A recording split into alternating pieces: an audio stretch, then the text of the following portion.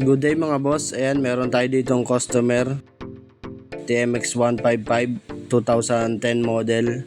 Ang problema nga pala nito is malakas magbawas ng langis. Tapos itong kanyang base gasket papalitan na rin natin. Kasi itong kanyang lumang gasket pumutok na dito sa may bomba ng langis kaya nagtatagas din siya. Papalitan na natin yan mga boss.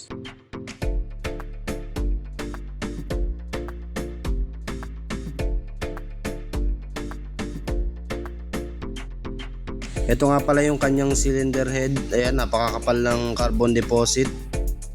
Pati itong kanyang mga barbula, kapal din ng carbon deposit mga boss.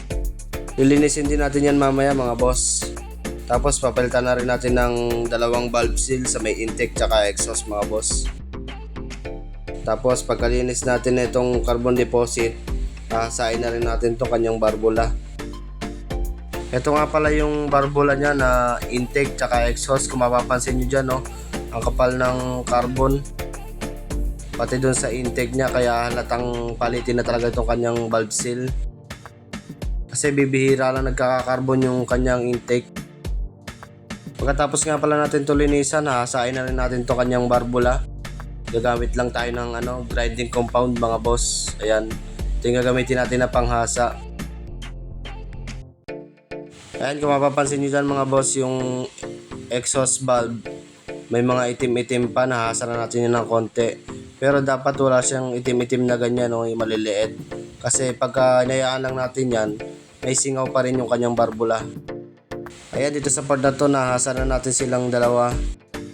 Ayan, mapapansin nyo dyan, napakakinis ng kanyang valve face.